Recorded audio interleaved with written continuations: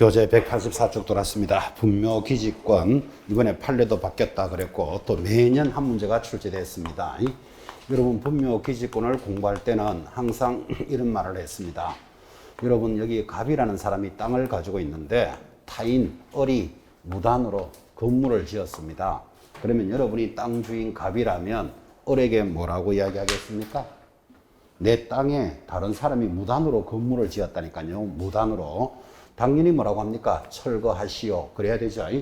철거하시오는 표준말이고 치워라. 이래야 되죠. 열받았죠 지금. 치워라. 그렇게 하거나 만약에 이 건물이 63빌딩이다. 그러면 여러분 63빌딩을 철거하기는 어렵다는 건 이해하시겠죠. 그러면 어떻게 해야 된다? 땅 사용료를 내시오. 그래야 안 되겠습니까? 자, 그러면 분묘기지권은 똑같이 타인의 토지에 분묘를 설치한 자가 일정한 조건이 맞으면 철거하지 않아도 되고 사용료를 내지 않는 권리를 분묘기지권 이렇게 공부했습니다. 딱 들어보는 순간 아, 분묘에 대해서 보호해주는 권리가 있구나. 그죠?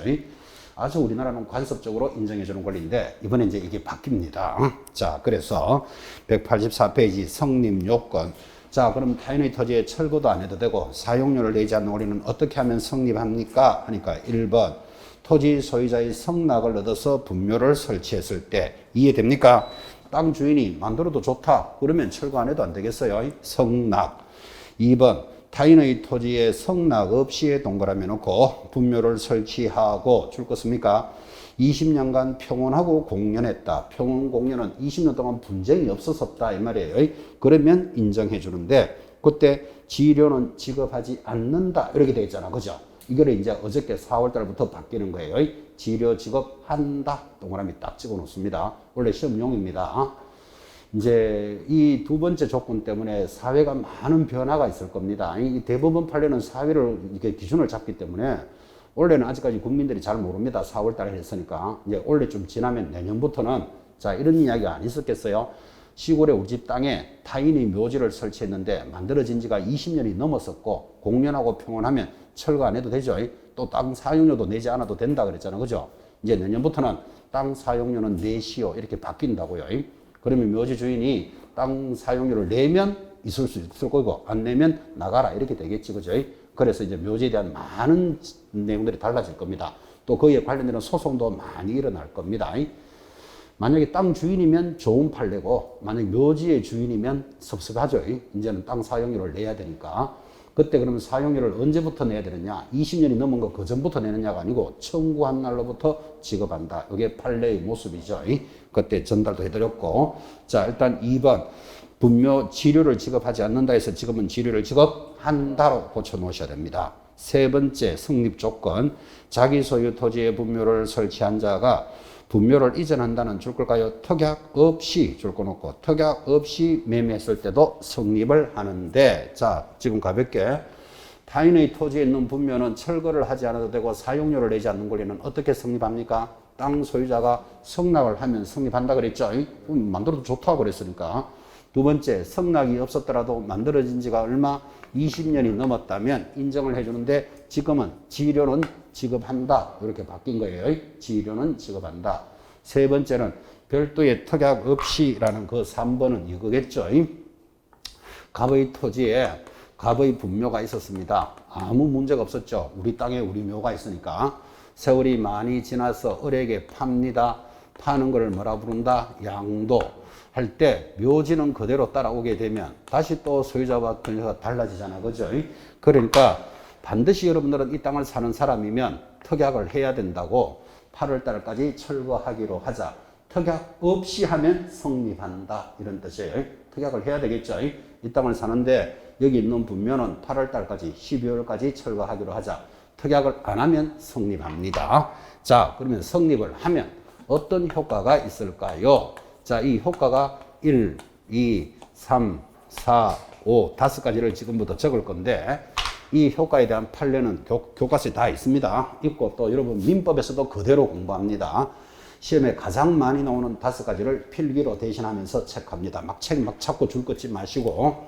자, 이렇게 해서 타인의 토지에 분묘가 설치되어 있다면 어떤 효과가 있을까요? 범위는 어디까지 인정해 줄까요? 하고 물으니까 주의의 공지를 포함한다 이렇게 이야기합니다. 주위의 공지를 포함한다는 말은 봉분에만 한하는 것이 아니고 주변에 있는 토지까지도 전부 인정을 해준다 그런 뜻이에요. 주위의 공지를 포함한다. 왜 그런가 하면 여러분 묘지 앞에는 상석이라고 음식 차리는 자리 보셨죠? 또 옆에 비석도 있는 거 보셨죠? 석상도 있는 거 보셨죠? 만약에 봉분에만 인정해주면 그것들은 다 철거해야 된다니까요. 그래서 주변의 공지를 인정해 줍니다. 그래서 제목이 분묘기지권입니다. 이 분묘권이 아니고 여러분 공군기지, 해군기지 이런 말 들어봤나요? 공군기지는 비행기 한 대만이 공군기지입니까? 비행기를 관리하는 시설물을 포함하잖아. 그죠? 그래서 범위는 어디까지 인정해 준다? 주위의 공지를 포함해 줍니다. 그때 사성은 어떻게 되느냐 하고 물었습니다. 사성은 여러분 분묘 뒤에 바늘형의 언덕 있는 거 이런 거 본 적 있습니까? 다람막이 같이 있는 거 보셨죠? 사성도 인정을 해주느냐 하니까 우리 판례는 사성은 항상 인정하는 것은 아니다. 아주 말도 애매하게 하죠.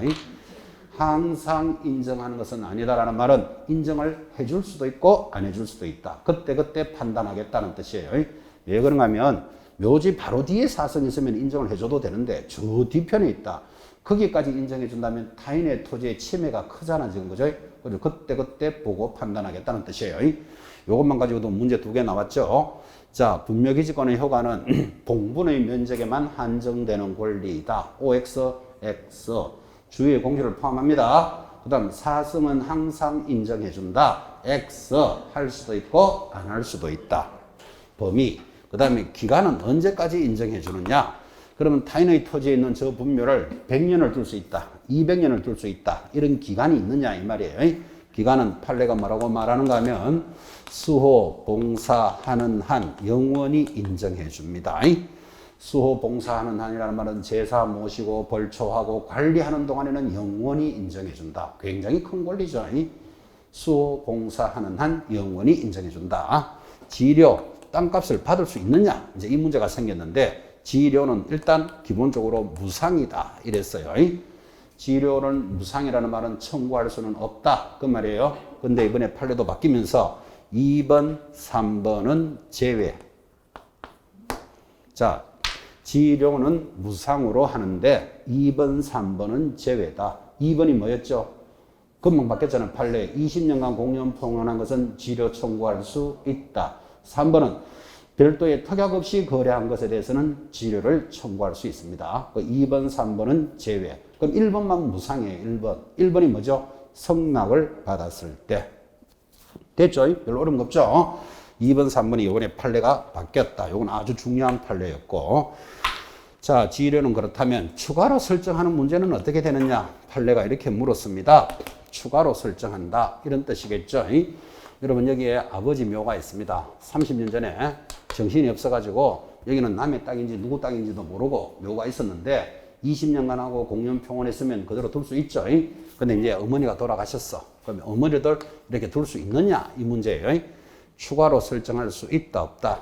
인정할 수 없다. 추가 설정 절대로 안 됩니다.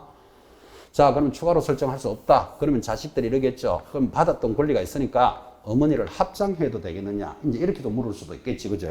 그래서 우리 판례는 합장도 인정할 수 없다. 그래서 추가 설정은 무조건 안 된다. 딱 이렇게 기억합니다. 추가로 설정할 수는 없다. 5번이 시험에 제일 많이 나옵니다. 5번 별표 놓고 공시 효과가 있습니다. 공시. 이 공시라는 말은 여러분 등기법이 공시법이다 이렇게 공부하시는데 세상에 널리 알리는 것을 공시라 그래요. 부동산에 대해서 이 부동산이 누구 거다 이렇게 널리 알리는 법이 무슨 법이다? 공시법이에요. 공시법. 그 중에서 등기법은 토지 건물에 대해서 공시를 해요. 토지 건물. 지적법. 지적에 관리에 관한 법률 배우죠. 공간정보에. 그거는 땅에 대해서 공시하는 거예요. 그래서 그 땅에 대한 공시법, 그 지적 공간 정보에 관한 관리법을 예전에는 지적법이라고 불렀다고요. 지적법. 땅에 대한 호적이다 이런 뜻이에요. 사람에게 호적법이 있듯이 땅의 호적을 지적이라고 불렀어요. 그래서 부동산을 공시하는 건 등기법이에요. 토지 건물에 대해서 누구 것이다 이렇게 공시해 주잖아. 그죠? 땅에 대해서 공시할 수 있는 것은 지적법인데 지적법이 지금은 공간 정보에 관한 법률을 그러는 거예요. 그런 것들은 세상에 널리 알린다 이런 뜻이 공시예요. 자, 그러면 여기서 내가 이런 권리가 있다면 이런 권리가 있다는 것들을 남들한테 알려야 된다니까요. 그래서 공시를 하는데 일단 가묘는 안 된다. 가묘가 뭐죠? 가짜묘는 안 된다. 가묘라는 것은 시신이 안치되어 있지 않는 거예요. 예를 들어서 여기 아버지 산소가 이렇게 있으면 어차피 어머니가 나중에 올 거니까 임시로 이렇게 만들어 놓습니다. 여기에는 시신이 있다 없다? 아직 없지. 그래서 이런 가묘가 20년이 넘었다고 인정해 주지는 않는다라는 뜻이에요. 가묘 인정하지 않는다. 평장도 인정하지 않는다. 평장이라는 말은 여러분 우리나라는 그죠? 어떻게든 크거나 작거나 봉이 있잖아 이렇게. 이렇게 봉분이 있는 것은 여기에 산소가 묘가 시신이 있다는 것을 남들한테 알려주는 역할을 하는 거예요. 그래서 봉분이 있는데 이게 없어져 가지고 평장돼 버렸어. 그러면 공시가 안 되기 때문에 분묘기지권을 인정해 주지 않습니다. 평장 안 된다. 당연히 범죄의 요소인 암장도 몰래 묻어놓는 것도 인정할 수 없다. 이 5번이 시험에 매년 나오다시피 했습니다. 그래서 분묘기지권에 관련되는 공시로서 가묘, 평장, 암장은 인정해 줄 수 없다. 이거 좀 기억하시기 바랍니다. 또 이 단어는 민법에서도 그대로 공부합니다. 그리고 특히 올해는 여러분이 판례가 바뀌었다는 것도 아주 강조했습니다. 판례가 바뀐 게 이 부분, 2번 부분이죠. 20년간 평온하면 지료는 청구할 수 없다 해서 지금부터는 지료를 청구할 수 있다. 그래서 사회에 많은 변화가 올 것입니다. 이렇게 예고도 던졌습니다. 자, 분묘기지권 한 문제거리가 정리가 됐다면 이어지는 단은 185페이지 부동산 등기특별조치법을 공부하는데 거기 보시면 거민계약서 탁 들어오죠. 거민은 거의 출제되지 않습니다. 이게 왜 안 되는가 하면 지금 여러분 두 사람이 계약을 하고 나면 등기를 할 때 거민을 받도록 했는데 지금 거민은 거의 안 나온다 그랬잖아요. 왜 안 나오는가 하면 부동산을 거래하면 거민 받기 전에 뭐부터 해야 된다? 부동산 거래 신고해야 되고 부동산 거래 신고를 하면 거민은 받은 것으로 본다. 이렇게 돼 있다고. 그러니까 거민은 이제 중요성이 뚝 떨어졌죠. 그래서 그것도 옆에 작은 것을 보면 뭐 21했던가 한번 출제되고 지금 10년간 안 나왔어요. 그죠? 그래서 그런 이제 사회적인 추세 때문에 그렇죠. 그래서 거민은 가볍게 참고로 보시면 되고 이제 진짜로 시험에 나오는 걸 공부하셔야 돼요. 187페이지. 자, 3번 실권리자 명의 등기에 관한 법률 별표 탁 찍으시고 아주 독특한 단어는 이 실권리자 명의 등기에 관한 법률을 우리는 명의신탁에 관한 법이다 이렇게 부르는데 이 명의신탁에 관한 법률은 민사특별법으로서 민법에서도 한 문제 반드시 나옵니다. 또 실권리자 등기에 관한 법률이니까 등기법이잖아, 그죠? 등기 시간에도 공부합니다. 또 지금 우리 중개법에도 들어왔잖아, 그죠? 그래서 어떤 주제 하나를 가지고 세 과목에서 만나는 건 이거밖에 없어요. 그러니까 이건 어디서 나와도 나오는 거예요. 자, 민법에서, 등기법에서, 중개사법에서. 그럼 우리 중개사법을 공부를 하는데 오늘 여러분 이 주제를 잘 들으시고 또 민법에서도 연습을 할 거니까 잘 들으시고 등기법에 대해서 완전히 박사가 되도록 체크하셔야 돼요. 혹자들은 그런 말을 해요. 혹자들은 그 세 과목 민법, 등기법, 중개사법에서 나오는데 요 파트만 중개법 쌤이 제일 잘한다더라 라는 말이 혹자들은 있어요. 혹자들은 참고하시기 바랍니다. 잘 들으시라는 뜻입니다. 자, 그러면 명의신탁이라는 단원이 출발을 했는데 3번, 1번 명의신탁 약정의 효력 찾았습니까? 그 효력에 동그라미 놓고 1번만 기념으로 읽습니다. 명의신탁 약정이란 부동산의 소유권이나 그 밖의 물건을 보유한 자 또는 사실상 취득하거나 취득하려고 하는 자가 대내적이라는 게 속으로는 그 말이에요.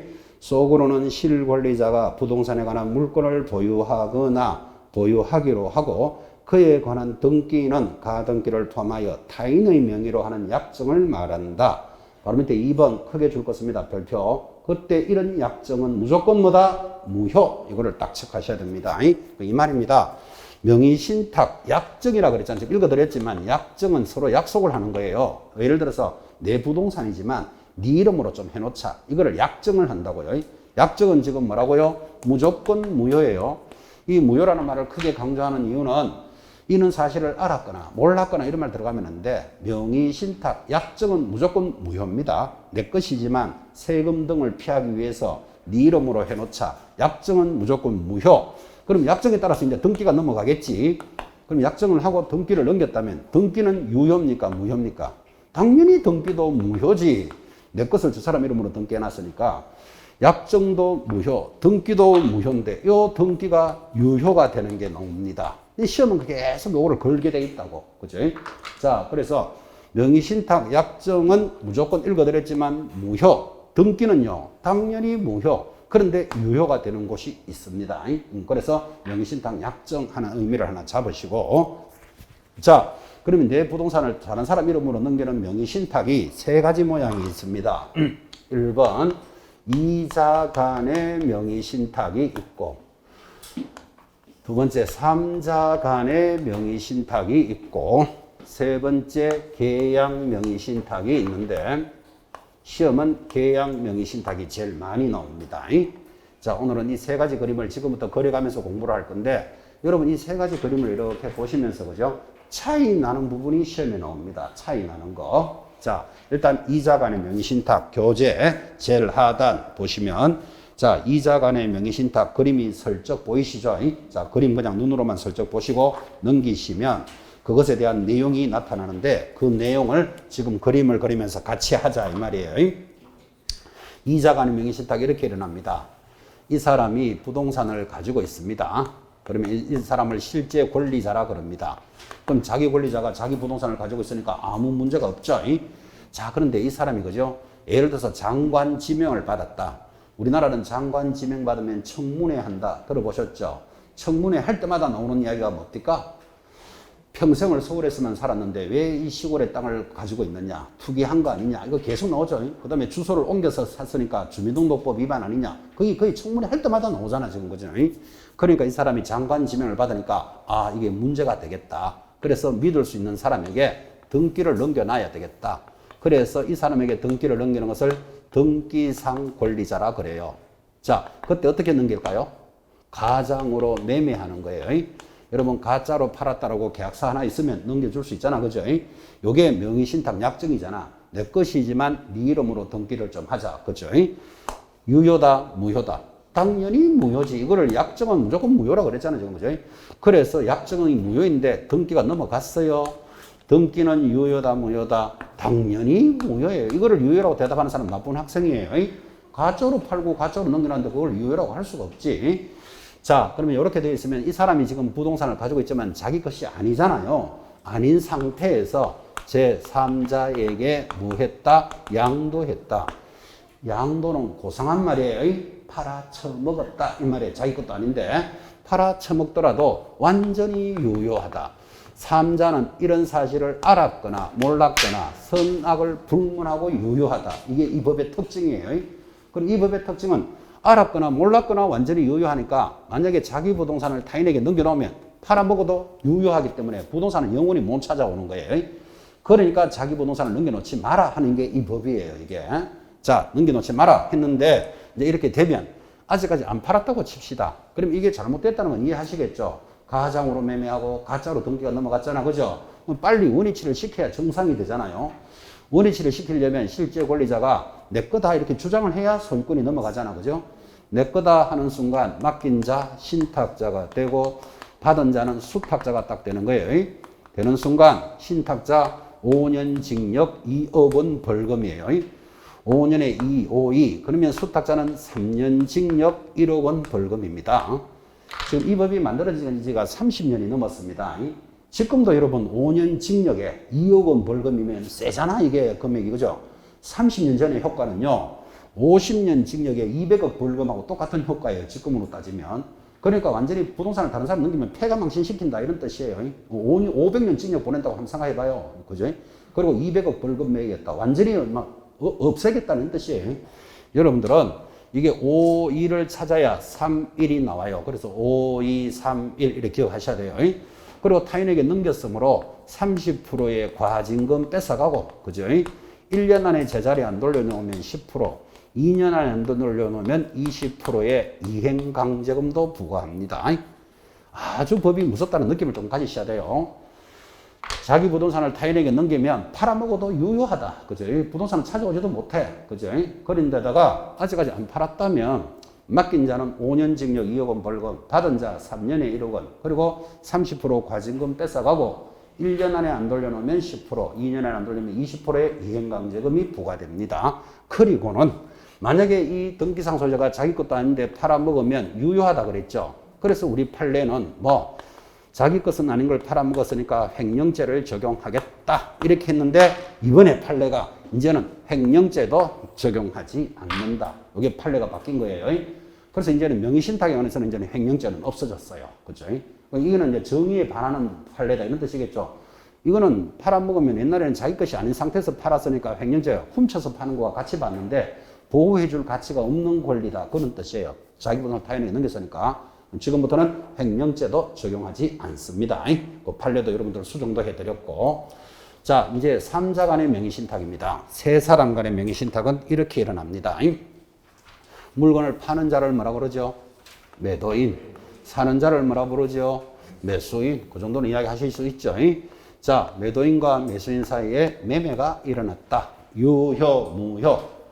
당연히 유효지. 이거를 무효할 근거가 없잖아. 유효. 자, 두 사람이 사고 팔았는데 등기도 넘어가면 이제는 끝났겠지. 그죠?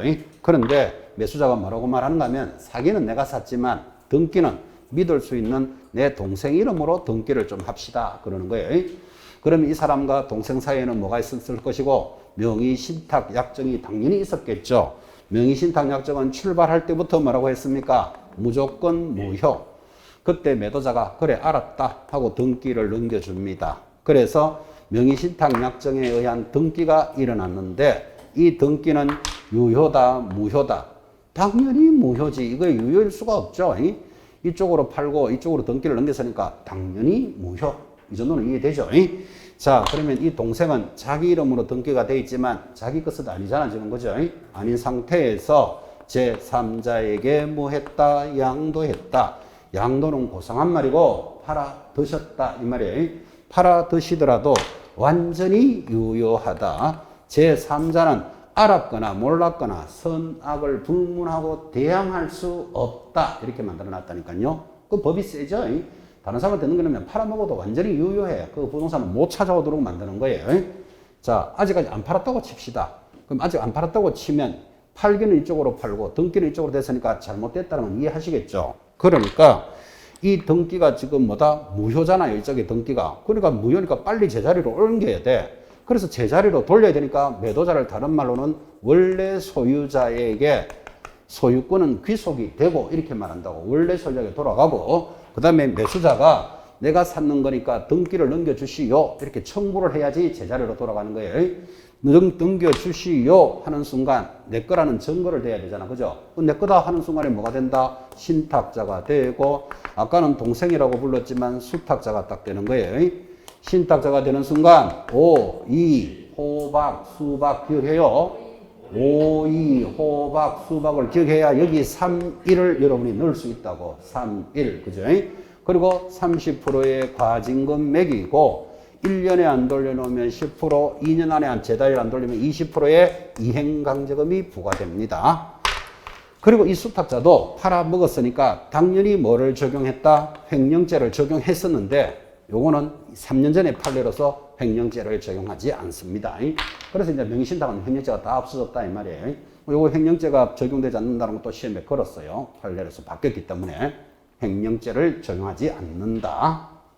자, 세 사람 간의 이런 명의신탁이라면 가장 많이 나오는 게 계약명의신탁이라고 그랬죠. 그죠? 이렇게 갑니다. 물건을 파는 자를 뭐라고 부릅니까? 매도인. 사는 자를 뭐라고 부릅니까? 매수인. 사이에 매매가 일어났다. 유효, 무효. 유효지. 이걸 무효로 할 근거가 없잖아요. 유효. 그리고 정상적으로 등기도 일어났습니다.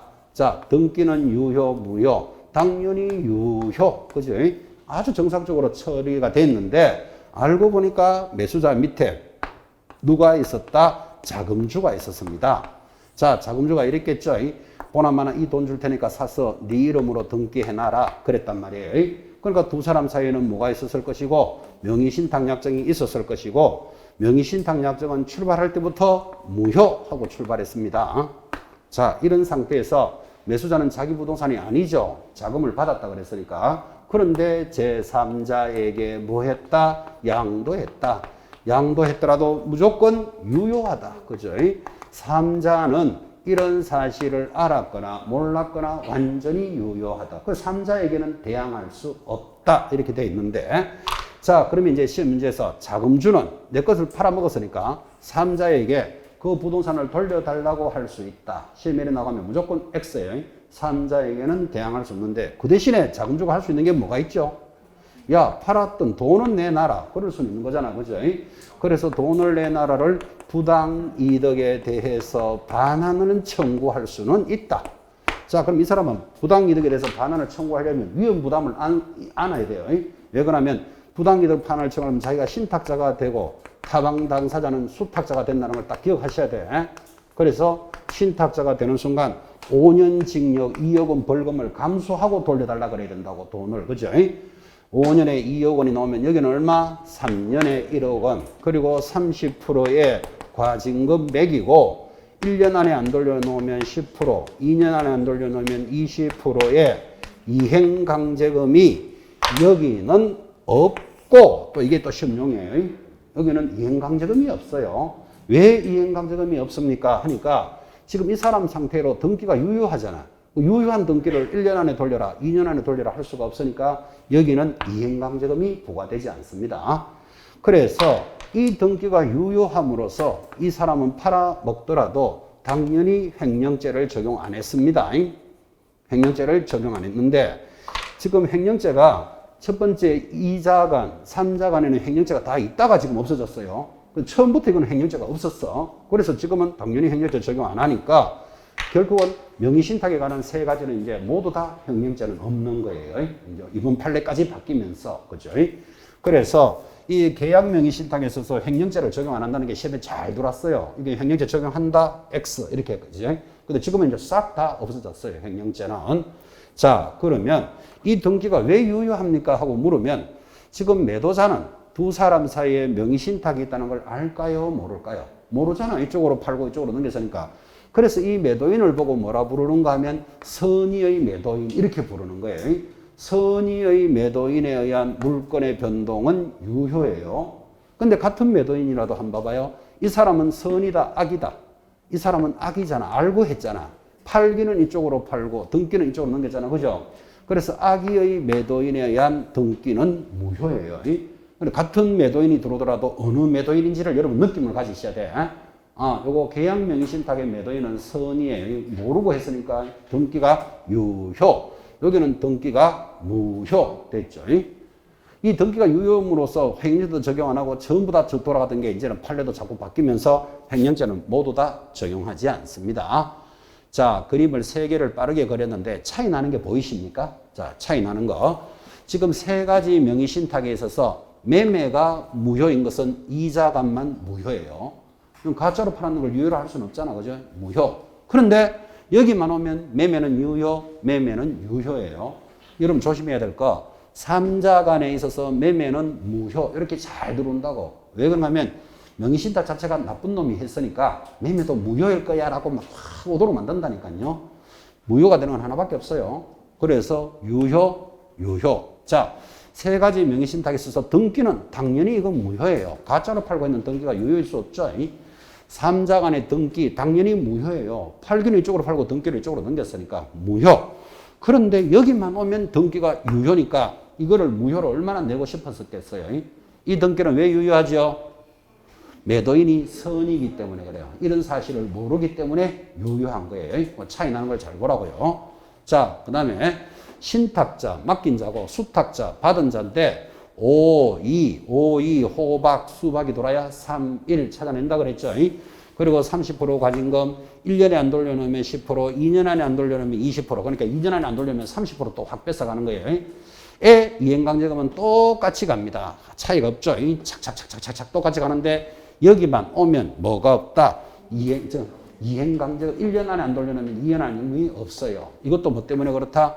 등기가 유효한 상태이기 때문에 1년 안에 돌리고 2년 안에 못 돌리니까. 그렇죠? 자, 이렇게 해서 굉장히 편안하게 수업을 했는데 여러분이 어디서 어려워하는가 하면 그죠? 방금 했잖아요. 매도인과 매수인 사이의 매매는 뭐 유효, 등기를 다른 데 넘기면 무효, 팔아 처먹어도 유효. 이거는 잘 돌면서 문제에서 악의의 매도인과 신탁자 사이에 이렇게 딱 걸면 이제 이게 어느 놈인지 구분이 안 되는 거라 이제. 그래서 어려워한다고. 그 지금 그림 보시면서 악의의 매도인 하면 삼자가 보이잖아요. 그 다음에 신탁자나 매수자나 같은 사람이잖아요, 이게. 이제 문제 1에 건다고. 등기는 수탁자 명의로 하고, 그럼 수탁자가 아까는 동생이라고 그랬잖아요. 제가 사기는 내가 샀지만 등기는 동생 이름으로 하자. 그죠? 이게 수탁자라는 걸 찾아낼 줄 알아야 된다고. 그 다음에 또 갑과 을 사이에 매매가 일어나고, 그럼 또 갑을 하고 들어오면 이제 좀 또 어지러해지기 시작해요.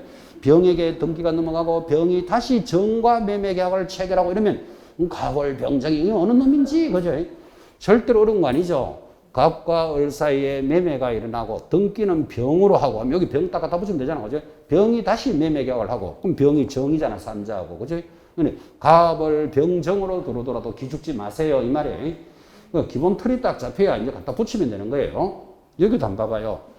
매도인 갑과 매수인 을 사이에 매매가 일어나고 그 병으로부터 자금을 지원받고 하면 여기 병 딱 갖다 붙이면 된다고. 그런데 그 을이 다시 매매 계약을 체결하면 다시 매매 계약을 체결했다. 여기 정이잖아 지금. 갑을 병정 들어오더라도 기죽으면 안 됩니다. 괜히 그걸 어려워한다고. 자 다시 한 번만 더 합시다. 시험에 제일 많이 나오는 계약명의 신탁. 매도인과 매수인 사이의 매매는 뭐? 유효. 등기는 당연히 유효. 그런데 알고 보니까 자금주가 있었어. 그래서 시험에 자금주가 탁 들어오면 이 그림이 딱 보여야 돼. 됐죠?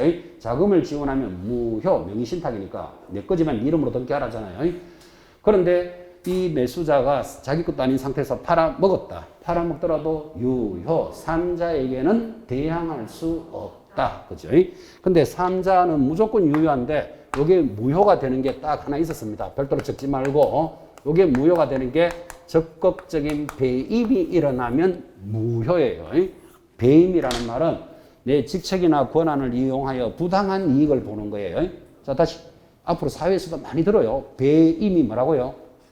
자기 직책이나 권한을 이용하여 부당한 이익을 보는 자를 배임이라고 그래요. 그럼 봐요. 삼자가 법률 관계를 잘 아는 자예요. 그러니까 매수자한테 야 이거 원래 네 거 아니잖아. 나는 알았거나 몰랐거나 유효하게 취득하니까 싼 값에 빨리 넘겨. 이렇게 넘어갔다면 이거는 무효예요. 그래서 여러분들 시험에서 배임이 나오면 이거는 무효를 찍으면 된다고. 자기 직책과 권한을 이용하여 부당한 이익을 보는 것을 배임죄라 합니다. 자, 그림 세 가지 그렇게 보시면서 조금 더 합니다. 옆에 넘어오시면 여러분 교재 190페이지. 자, 지금 다 했던 건데 정리죠. 거기 보면 명의신탁에 대한 벌칙 지금 다 했어요. 1. 5의. 5의가 누구죠? 신탁자, 맡기는 자 5의. 그럼 받은 자가 자동으로 있겠지. 받은 자는 얼마? 3, 1. 그죠? 그 다음에 내려가면 2번 과징금. 자, 과징금도 아까 다 적었지만 거기에 그 초과 부분에서 과징금에 대해서 첫째 줄에 2번, 1번 명의신탁에 해당되는 부동산 가액의 100분의 30이 과징금입니까? 해당하는 입니까? 100분의 30에 해당하는 그게 시험에 들어와요. 지금 여러분한테 수업할 때는 30% 과징금 매기고요. 30% 과징금 매기고요. 30% 과징금 매기고요. 이렇게 30%라고 편하게 적었지만 정확하게는 30% 이하의 과징금이에요. 딱 30% 매기는 건 아니다 이 말이에요. 그럼 이 말을 왜 강조하는가 하면 해당하는이라는 말은 1억짜리를 명의신탁에도 30% 뺏어가고 100억짜리를 해도 30% 뺏어가는 건 억울하다. 그죠? 그래서 30% 범위 내에서 부과한다. 이렇게 기억하시면 됩니다. 30% 범위 내에서. 자, 내려가면 3번 이행강제금 다 설명했죠. 3번에 1번 과징금 부과일로부터 1년이 지나도록 안 돌리면 어떻게? 100분의 10. 2번 1차 이행강제금을 받고도 다시 1년이 지나도록 다시 1년이가 2년이잖아요. 안 하면 얼마? 100분의 20이 부과된다. 아까 필기로 다 했고 작년엔 시험 1에 나왔어요. 이행강제금은 매년 20%를 부과한다. 시험 1에 나왔어요. 틀린 거 이해하시겠죠? 1년에 안 돌려놓으면 10%, 다시 1년이면 20%. 자, 내려가면 큰 4번 명의신탁에서 제외되는 경우 또 별표입니다. 자, 이제 주목하시기를 지금 자기 부동산을 타인의 이름으로 넘기면 안 된다 그랬잖아요. 근데 타인의 이름으로 했더라도 이거는 제외하는 게 있어. 제외한다는 말은 처벌 안 한다 뜻이에요. 자, 그게 동그라미를 치면 4개가 나오기 때문에 중요해요. 4번에 1번 채무 변제를 담보하기 위한 채권자가 부동산에 관한 물건을 이전받거나 가등기하는 경우에는 제외하는데 그 위에다가 적기를 담보 가등기 이렇게 적어봐요. 담보 가등기 적어놓고 동그라미 딱 찍으시고 그거하고 같은 말이 가등기 담보 이렇게도 나와요. 같은 말이에요. 가등기 담보도 적어놓고 동그라미. 그러면 이제 그 동그라미가 두 개 되잖아 봐요. 자, 채무 변제를 위한 가등기라 그랬습니다. 이것도 수업 중에 설명도 했지만 주목 한번 해보시기 바랍니다. 이런 뜻입니다. 제가 앞에 있는 사람한테 돈을 1억 빌려주세요. 그래요. 그럼 앞에 있는 사람이 뭐라고 이야기할까요? 담보를 제공해라. 그러겠죠. 자, 그럼 제가 아파트가 있으니까 아파트를 담보하고 돈을 1억 빌리면서 저당권이 설정되면 그죠? 절차도 까다롭고 경비도 6, 70만 원 들어갑니다. 여러분 아파트 담보 등기 한번 해봤습니까? 가등기, 담보 등기. 그러면 비용도 많이 들고 절차도 까다로워. 옛날에는 그 돈 빌리는 비용을 빌리는 사람이 냈어요. 지금은 이제 법이 바뀌가 은행이 부담해 주는데 하여튼 비용도 세고 절차도 까다롭고 이러니까 제가 뭐라고 이야기하는가 하면 야, 돈을 1억 빌리는데 내가 아파트를 담보해 줄게. 가등기를 해놓고 내가 돈을 안 갚아주면 네가 가져가면 될 거 아니냐. 그래서 가등기를 하고 돈을 빌리는 수도 있다니까요. 그러면 절차도 간단해. 경비도 한 10만 원밖에 안 들어요. 그래서 가등기를 하고 내가 돈을 1억 빌렸는데 드디어 내가 돈을 못 갚아줬어요. 그러면 내 부동산이지만 저 사람 이름으로 등기됐겠지. 이거는 명의신탁으로 보지는 않는다고. 그 사실이 채무 변제를 위한 가등기 담보 가등기라면 그 뜻이에요. 동그라미 두 개 있는 거. 자, 그 다음에 동그라미 2번. 부동산의 위치와 면적을 특정하여 두 사람 이상이 구분 소유하고 구분 소유 동그라미 그 구분 소유자의 공유로 등기하는 거예요. 공유 등기도 동그라미예요. 같은 말이에요. 구분 소유 공유 등기는 이렇게 되겠죠. 자, 여기 부동산이 하나 있다고 칩시다. 소유자가 갑이에요. 자, 그러면 갑이 땅을 가지고 있는데 건물도 이렇게 들어있다고 치고 자, 그러면 이런 건물도 있는데 내가 형편에 앉아서 땅을 을에게 팔면 되는데 내가 이 땅이 있어야 되는 사람이에요. 그래서 팔기는 팔되 구분을 해가지고 야, 을아, 네가 나와 50대 50으로 지분으로 좀 사라. 그럴 수도 있겠지. 그러니까 을이 내 지분으로 구입할게. 그렇게 되면 하나의 부동산을 갑도 50%, 을도 50% 이름을 빌려주잖아, 지금 그죠? 이거를 구분 소유, 또 하나의 부동산을 두 명 이상이 가지고 있으니까 공유 등기라 그러잖아, 그죠? 이거는 명의신탁으로 보지는 않는다. 자본주의 국가에서 자기 재산을 관리할 수 있어야 되니까. 그래서 구분 소유, 공유 등기는 처벌하지 않습니다. 마지막 3번. 신탁법이나 자본시장에 관한 법률에 따라 마지막에 줄 것 키를 신탁재산인 사실. 여러분 살다 보면 이런 거 들어봤나요? 내 전 재산을 성당에 기부한다. 이런 말 들어봤죠? 국가에 기부한다. 내 거지만 저 사람이로 하는데 그게 신탁법에 따라서 했다면 명의신탁으로 보지는 않는다. 그래서 자기 부동산은 절대로 타인의 이름으로 등기하면 안 되는데 하더라도 인정해 주는 게 있어요. 첫 번째 양도담보, 가등기담보, 구분소유, 공유등기. 됐습니까? 마지막 신탁재산은 인정해 준다고. 타인의 분수로.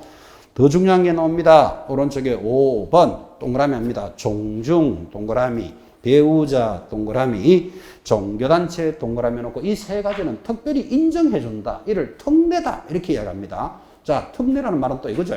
명의신탁을 해도 좋다. 이런 뜻이에요. 거기 종중은 왜 해도 좋은가를 이렇게 설명한 바 있죠.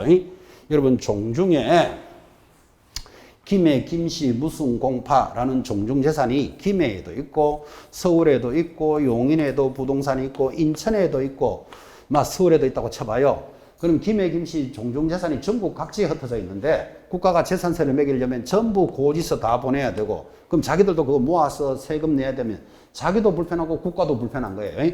그래서 종중에서 대표자 누구 김갑동 이름으로 등기를 해놓고 김갑동에게 국가가 세금도 매기고 김갑동이 납부하면 자기들도 편하고 국가도 편하더라고. 근데 김갑동은 자기 부동산이 아닌 것이 등기가 됐는데 이 관계가 종중관계다. 그러면 관리의 편리상 이거는 인정해 준다고. 이해하시겠죠? 그래서 종중은 해도 좋다. 이거를 특례 이렇게 부르는 거예요. 배우자 동그라미 하셨죠? 자, 배우자는 이거겠죠? 이 아파트를 부동산을 김갑동이가 구입했어. 그러면 김갑동 이름으로 등기하라라는 법인데 이열순 타인으로 했어요. 자, 그럼 타인으로 등기를 했으면 이게 명의가 신탁됐잖아. 그죠? 근데 두 사람이 무슨 관계다? 부부 관계다. 배우자 관계다. 그러면 인정해 준다. 이 말이에요. 배우자들은 왜 인정해 줄까요? 하나이니까. 제가 배우자는 왜 인정할까요? 어떤 분이 일심 동체, 일심 이체도 많아요. 일심 이체도 많고. 배우자는 왜 인정해 줄까요? 제가 생각하기는 너무나 사랑하기 때문에 인정해 준 거예요. 아니 무슨 놈의 법에 법에 사랑하기 때문에 배우자는 인정해준다. 그럴 수는 없는 거잖아, 지금 이게. 그죠? 어쨌든 배우자 인정해줘요. 이것도 수업도 너무 잘하면 걱정인 게, 그죠? 집에 가가지고 부동산도 손바닥만한 거 사놓고 왜 당신은 내 이름으로 안 해주느냐, 사랑하지 않느냐, 이래가 싸우고 이러면 안 돼요. 그래가지고 학원 때리치우라는 소리도 막 나오고 이래 된다고. 그지? 손바닥만 사놓고 누구 이름을 등기할까 막 이러면서 싸우고 그러면 안 돼요. 등기는 항상 누구 이름으로 하라고 그랬죠? 남편 이름으로 등기해야 돼. 남편 이름으로 하고 팔아먹을 때는 부인이 팔아먹는 거예요. 남편의 위임장을 첨부해서 항상 수업 그래 나와요. 부인의 재산을 남편이 처분할 때 이런 문제 안 나와요. 남편의 재산을 부인이 처분할 때는 어떻게 한다? 위임장에다가 그죠? 인감증명서를 첨부하여 대리 신고한다. 그래 나와요. 다음 주에 해요. 자, 그건 그렇고 하여튼 배우자 인정해줘요. 배우자는. 그 다음 마지막 종교단체. 종교단체는 투기할 거라고 보지 않는다는 취지인데 종교단체, 교회, 절 이런 데 부동산 많은 거 이해하시죠? 투기할까요? 안 할까요? 저는 한다고 봐요. 한다고 봐. 근데 이제 법적으로는 종교단체가 투기하겠다. 이래 보는 거예요. 그래서 세 가지는 인정을 해주는데 여기서 시험에 중요한 게 종중 배우자 종교단체는 항상 인정해준다. 그러면 틀려요. 첫째 줄 줄 것이야 돼요. 다음에 해당하는 경우로서 줄 것입니까? 조세 포탈이나 강제집행의 면탈, 법령상 제한의 회피를 목적으로 하지 않는까지 줄 것이 않는 경우에만 인정해 주는 거예요. 자, 그러면 지금 동그라미 했던 종중 배우자 종교단체는 항상 인정한다면 틀리고 무슨 말이 들어가야 된다? 조세 포탈이나 법령상 회피를 목적으로 하지 않는에만 들어가야 돼. 그러니까 이 말이죠. 여기 김갑동이가 부동산을 구입해서 이율순으로 하는 게 뭐 사랑하기 때문에 하는 건 괜찮는데 이렇게 이율순으로 해야 세금이 작게 나온다. 또는 법을 위반할 수 있다. 뭐 압류가 들어올 수 있으니까 이쪽으로 하겠다. 그런 거는 인정 안 해줘요. 그래서 지금 이 세 가지에 대해서는 반드시 여러분들은 무슨 말이 붙어야 되는가 하면 조세 포탈이나 법령상 회피를 목적으로 하지 않는 이 말이 있어야만 인정해 주는 거예요. 그래서 항상 인정한다 하면 틀립니다. 그리고 조금 더 간다면 여기서 배우자는 서류상 배우자, 실질적 배우자야 돼요. 실질적, 그러니까 혼인신고가 되어 있는 배우자예요. 근데 다음 주에 우리 공부할 주택임대차는 사실혼 배우자예요. 그리고 이게 달라요, 이게. 이제 이 명의신탁에 관해서는 혼인 신고가 되어 있는 배우자여야 된다고요. 그런데 다음 주 공부하는 주택임대차는 같이 살기만 하면 인정해줘요. 그 주택임대차에서는 사실혼 배우자, 여기서는 혼인상 배우자예요. 이걸 혼인상 배우자로 안 해놓아버리면 어떻게 되는가 하면 김갑동이가 이열순으로 등기하면서 그죠? 나는 이 사람하고 3년 살았다. 저거하고 3년 살 거다. 앞으로 2년 살 거다. 계속 명의신탁할 수 있다고. 그죠? 그래서 딱 하나밖에 안 돼. 혼인 배우자밖에 안 되니까. 우리나라는 중혼 2번 혼인하는 건 인정 안 되잖아. 그죠? 그래서 요거는 혼인상 배우자. 다음 주택임대차는 사실혼 배우자. 그것도 구분해 놓으셔야 돼요. 다음 주에 그건 할 거예요. 자, 그렇게 해서 명의신탁까지를 정리하셨습니다. 이제 이어지는 단원이 주택임대차. 주택임대차도 또 바뀐 법률이 있다고 그랬죠. 그죠? 저번에 수정을 해드렸지만 상가, 경매, 매수 신청해서 이제 다음 주에 총괄 마무리로 접어들 겁니다. 자, 오늘은 여기까지 마무리했습니다. 다음 주에 주택임대차에서 만납니다. 대단히 수고하셨습니다. 다음 주에 뵙겠습니다.